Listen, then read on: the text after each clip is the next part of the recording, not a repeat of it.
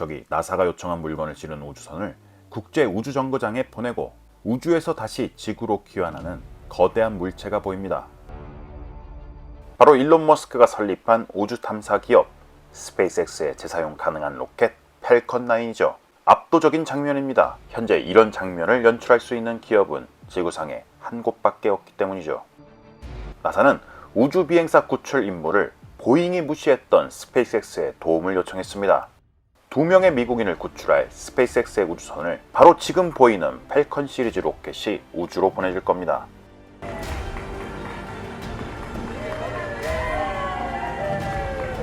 보잉의 우주선을 타고 ISS에 간 2명의 우주 비행사들이 결국 보잉 우주선 결함으로 지구로 귀환하지 못하고 있죠. 이들은 우주 비행 전문가이지만 예정된 8일이 아닌 내년 2월까지 강제로 ISS에 8개월이나 머문다는 것은 신체적, 정신적으로도 상당한 도전이 될 것입니다. 뉴욕 포스트의 보도에 따르면 보잉 직원들은 ISS에 발이 묶인 우주 비행사들이 보잉의 스타라이너를 이용하는 대신 스페이스X 우주선을 이용해 구출하기로 한 나사의 결정에 당혹감과 굴욕감을 표현했습니다. 익명을 요구한 보잉 직원은 최근 보잉은 너무 많은 창피를 겪었다면서 이번 일은 상황을 100배 더 악화시켰다고 지적했습니다. 보잉은 항상 스페이스X를 향해 나쁜 말을 쏟아내면서 싫어했는데 이제 그들이 보잉을 구해주러 왔으니 매우 창피하고 끔찍하게 생각한다는 것이죠. Strong note of appreciation for the SpaceX team. 우리에게 여객기나 전투기 제조사로도 유명한 보잉은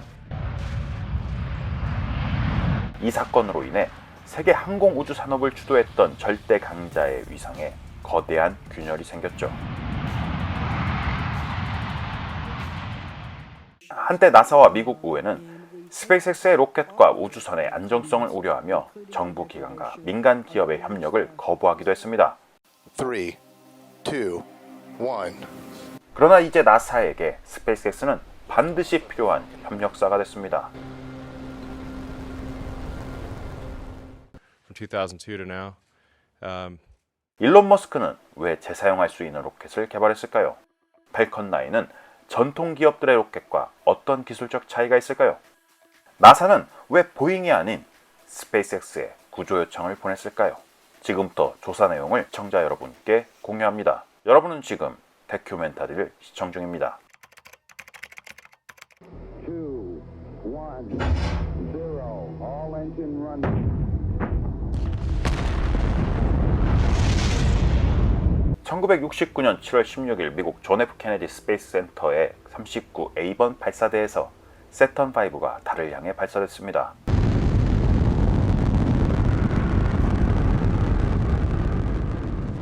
세턴 5는 아폴로 11호 임무를 위한 로켓으로 높이 110.6m, 추력은 760만 파운드였습니다. 이처럼 강력한 추력 덕분에 63빌딩의 절반만한 빌딩이 우주를 향해 날아갈 수 있었죠.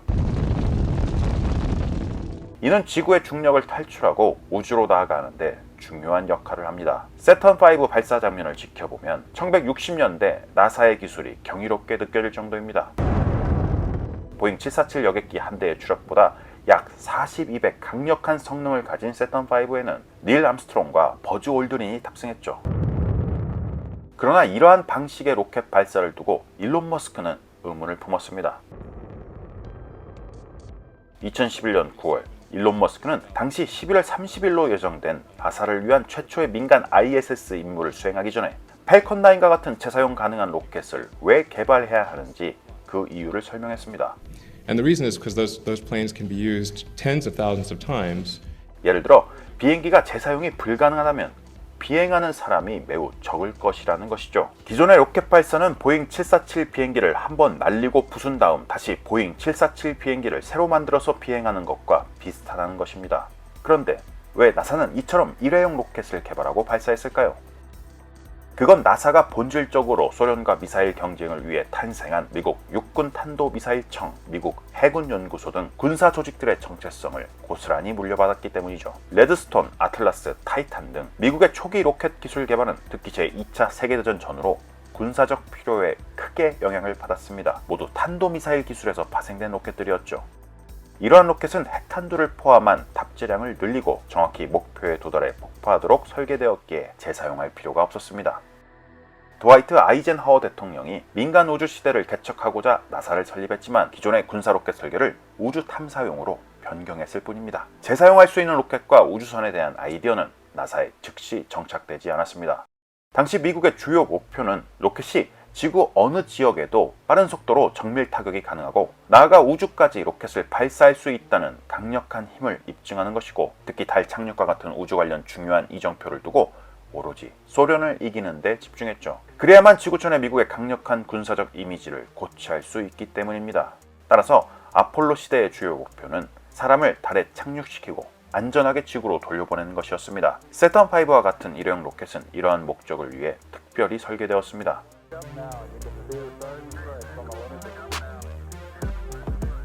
또한 재사용할 수 있는 로켓은 1960년대와 70년대에 가능했던 기술로는 기술적으로 실현할 수 있지 않았습니다. 로켓은 발사 및 재진입 중에 극심한 스트레스를 경험하며 이러한 조건을 안정적으로 견딜 수 있는 재사용 가능한 시스템을 개발하려면 Incredibly important. Even if it breaks up right now.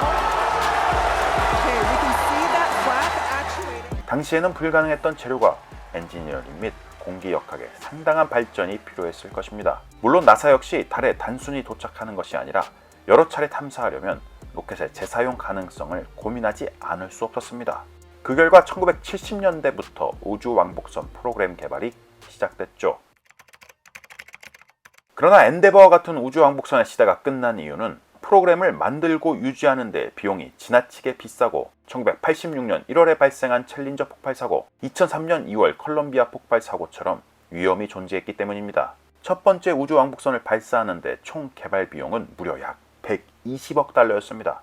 따라서 스페이스X의 팰컨 9이 등장하기 전까지 나사는 미국 우주 비행사들을 러시아 로켓에 탑재된 우주선에 탑승시켜야 하는 굴욕적인 역사를 기록했습니다. 우주 비행사를 ISS에 보내려면 미국은 러시아에 인당 8,200만 달러를 지불해야 했습니다. 당시 뉴욕 미디어 투어에서 스티븐 콜버트가 나사 우주 비행사 샌디 매그너스에게 우주 비행사를 꿈꾸는 아이들에게 전할 말이 무엇이냐고 묻자 그녀는 러시아어를 배우라고 조언했습니다. 나사는 굴욕적인 역사를 지속할 수 없다고 판단하고 내부적으로는 이 문제를 해결할 수 없으니 민간 업체들로 시선을 돌렸습니다. 그때 눈에 띈 기업이 바로 스페이스X였죠. Welcoming the President of the United States, President Barack Obama. 2010년 나사를 방문한 버락 오바마 대통령은 민간 업체들과 정부 기관이 함께 2025년까지 장기 비행이 가능한 새로운 우주선을 설계해 최초의 유인 미션을 시작할 것이라고 선포합니다. And leading the world to space helped America achieve new heights of prosperity here on Earth. 달을 넘어 깊은 우주로 그리고 화성으로 가겠다는 것이죠. 그는 본인이 살아있을 때 성공할 거라고 믿는다고 했습니다. 그러나 모두가 민간 기업의 기술을 활용하려는 오바마 행정부의 선택을 찬성한 것은 아니었습니다.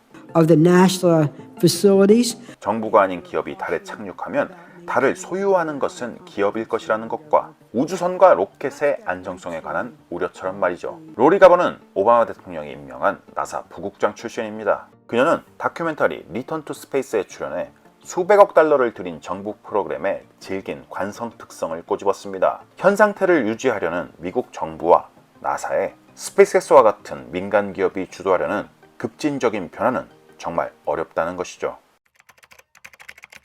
그렇게 현재 보잉 때문에 우주에 고립된 우주 비행사를 스페이스X가 구출한다고 하니 격세지감을 느끼는 것입니다.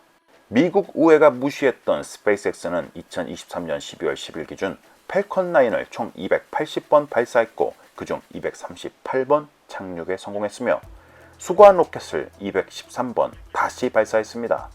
스페이스X는 매주 로켓을 우주로 발사시키고 있는 것이죠. 온전한 한 번 발사도 어려운 것이 로켓인데 말입니다. 사건 사고가 끊이지 않는 로켓 발사의 역사에서 한 해 동안 100% 안전한 발사를 이뤄낸 것은 어느 국가도 해내지 못한 성과입니다. 또한 스페이스X의 발사 비용은 로켓을 재활용할 수 있어 저렴한 것이 강점입니다. 나사의 우주 왕복선은 저궤도로 27,500kg을 발사하는데 약 15억 달러, 즉 1kg당 54,500달러가 들었습니다. 팰컨 9의 경우 6,200만 달러로 22,800kg을 LEO로 발사할 수 있으며 이는 킬로그램당 약 2,720달러죠. 스페이스X는 거의 매주 팰컨 9을 발사해 궤도에 물건과 사람을 나르는 안전한 배송 트럭 같습니다. 그렇게 세계의 여러 나라가 위성을 믿고 맡기죠. 이번에 나사 역시 우주인 구조 임무를 스페이스X에 맡기는 것처럼 말입니다.